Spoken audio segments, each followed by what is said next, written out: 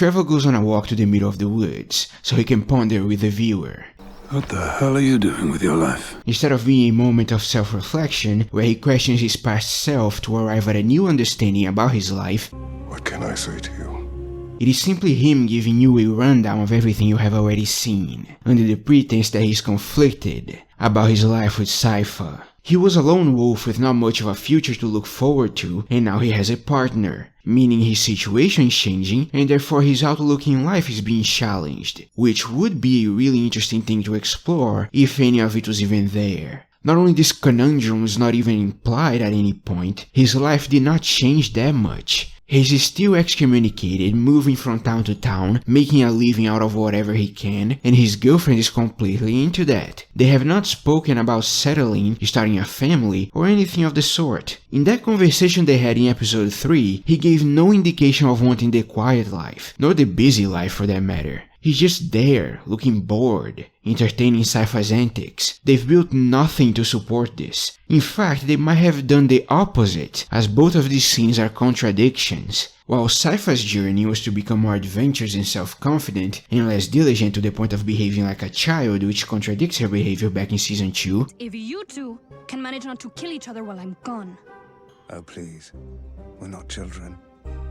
But we don't talk about that. Did you know that the original meaning of the word Belmont is brain-damaged servant? Trevor's whole character arc was about him coming to grips with his resentment and choosing to fight for the innocent, whether they like it or not. Choosing to carry on his family's legacy. My family, the family you demonized and excommunicated, has fought and died through generations for this country. He shouldn't be apathetic to where he's going. He should be dutiful, looking to root out evil wherever it may be. He should be wanting to investigate the Dracula worshippers before the judge even alludes to that. But no, they're just talking about things that aren't happening. We have now come full circle. Season 2 acts like Season 1 didn't happen. You're either the last son of a warrior dynasty or a lucky drunk. And Season 3 acts like Season 2 didn't happen. Okay, get the mirror working, Alucard. Give me force numbers, species, and weapons count. We are literally going nowhere. Suddenly the judge appears. And all of a sudden your world changes and you don't know what to think about it. He's a fucking ninja apparently. They have a conversation that, as much as I partially like, it's largely irrelevant. His love for the town, the demands of leadership, and the dedication he has to his job are things regarding the scenes we already had with him. It's the reason why I like the character, in spite of the stupidity. You can't be part of the town and also rule it. To be a leader, you will always be held apart from the rest of your world. But none of it pertains to Trevor. He mentions the time he left Lindenfeld, believing he would never see the place again, only to eventually be sent here to work as a judge, implying the choice of the town was made for him, which has a vague similarity to Trevor's eventual return to his family roots, but that has nothing to do with what he was talking about with the viewer pond. He mentions how the opinion on the Belmonts seemed to be changing somewhat, at least around the town. They end with, and the Belmonts aren't here to save you anymore. No relevancy. He mentions the differences between a big city and a small town. The same stories happen in cities, but there are so many people in cities that the stories just rush by. Here, every little story is a huge thing. Also no relevancy. Trevor finally mentions that him and Sypha don't have any plans for the future because the original goal of rejoining the other speakers didn't work out. Things happened along the way. I'm sure we will elaborate on that. Not really a man with a plan, are you, Belmont? The only important thing that happens here is that on their way back, the judge finds a strange symbol carved in the entrance of the town. Children do not run around defacing property with knives in my town. We are going to talk about it later. This entire 5 minutes were nothing, downright filler. It is really giving credence to my belief that nobody making this show knows what to do with it, and we still have 5 episodes to go. From that we cut to Germain waiting for the monks to leave, so he can whip out his magical gem that serves as a compass. He hasn't done enough to not have at least one monk breathing down his neck, but apparently they don't care about him that much. Lucky. The gem points to the basement of the monastery, but he stops before going down there as he sees a big hell symbol painted on the ceiling and blood along the steps, which is very lucky because before he can begin descending, the prior comes up. You were told where to stay, Saint Germain. Throughout the day, he did not notice the prior going down there, nor did he try to confirm where he was before attempting this. I was looking for somewhere discreet to urinate. Which is a very stupid thing to do. The judge said the priority numbers now rival his guards, and Germain himself has seen quite a few of them. So if he wants to infiltrate, he should keep track of where everyone is, and what they do at all times. Apparently he did not.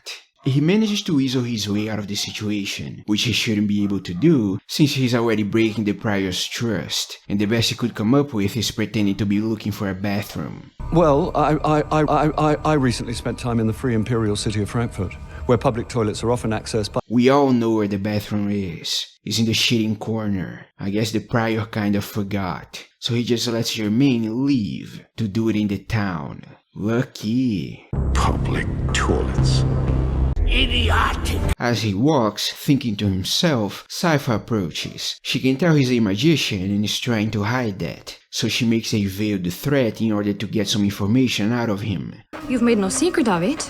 Little tricks for the townsfolk. I sure do hope he wasn't using magic to produce those coins. I don't want to deal with that right now. He caves, but doesn't directly tell her what he saw. Instead, he vaguely tells her what he is looking for, and then confirms there is something wrong with the place. It appears he started with this to try and convince her to stay away, which paints him as a little bit egocentric, but that would be fine if not for the fact that he can tell that the place smells like night creatures, which should bother him, and because Sypha notices the same symbol from the town's entrance in the house nearby. Oh.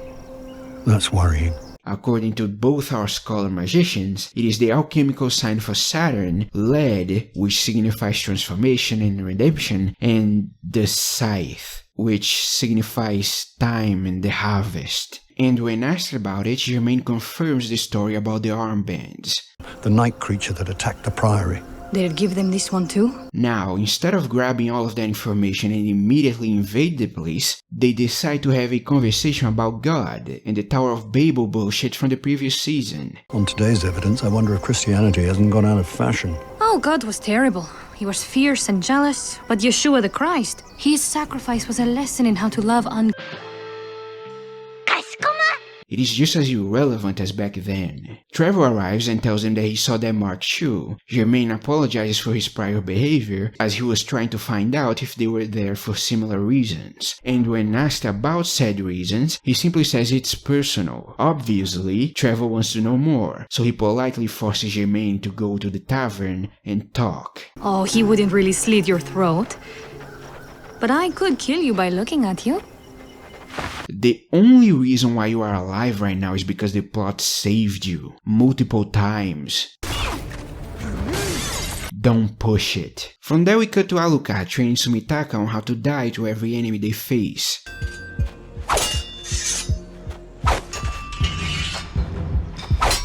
Sumitaka's tag team skills are quite high, so they manage to get the drop on him with a kick in the butt.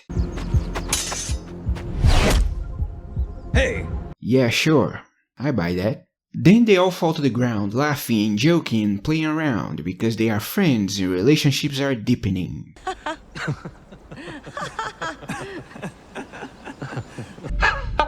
This is on the same level as the football scenes in the room, and it doesn't even develop their characters any further, which would be very welcome as so far Sumitaka's whole character is want to save me people, am determined. Learning how to fight vampires should be really complicated, and even if the writer doesn't want to or can't go into details, showing them having different reactions to aspects of the training would accentuate their personalities and highlight the differences between them, which is a lot more interesting than tumbling down in the grass and smiling, because they are all in this together. As it is, it just feels like you really set attempt to set up the later episodes. I will magic you greedy children up some food.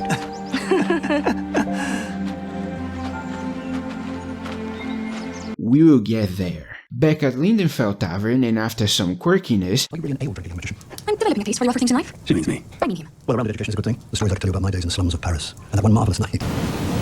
Germain tells them he's looking for the Infinite Corridor, a passageway into the multiverse, which likely includes Hell, as stated by Germain. The show pretends that a speaker and a Belmont with very limited knowledge of the supernatural should both be aware of what that is, for a fun little moment. Well, I suppose this was the wrong company to unveil ancient occult secrets in and expect to be impressive. Without realizing that one of the oldest and most powerful beings to ever exist, a philosopher, a scientist, and a scholar should also know about that, and would be very interested in finding out more. But he didn't. How unlucky. Then the show unintentionally realizes Germain is an idiot. He's looking for the corridor because he lost someone there, and he believes Trevor and Sypha might get in the way of that. Trevor notices he can't put two and two together, so Sypha helps him out. A night creature landed on a priory that has a portal to other worlds under it. What if that was not an accident?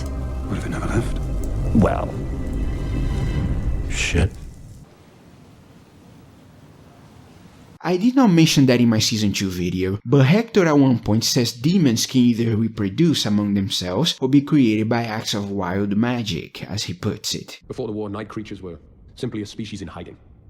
They either reproduced naturally or were created by acts of wild magic. That demon's clearly not his, nor is it Isaac's, and its appendages glow in a very similar pattern to the gem. Couple that with the fact that it is clearly sentient, as it drove the monks into worshipping Dracula, it cannot have come to be naturally or by happenstance. So unless we are saying all demons are supernaturally intelligent and capable of magic, how the fuck can it do any of the things it's doing? How can it find and mess with the Infinite Corridor? Who gave it that ability? Why? And how the fuck did Germain not put two and two together? For filler, is the writer incapable of coming up with more plot? The monks are obsessed with Hell. He knows the corridor might take them there, and he didn't get it. That is fucking stupid. And it feels downright lazy, like they actually want you to forget what happened in the previous scenes, to avoid coming up with a reason. The next episode better start with them invading the priory and getting the villagers to a safe place. They have all the reason they need, but given everything we've seen so far, how much you want to bet they won't?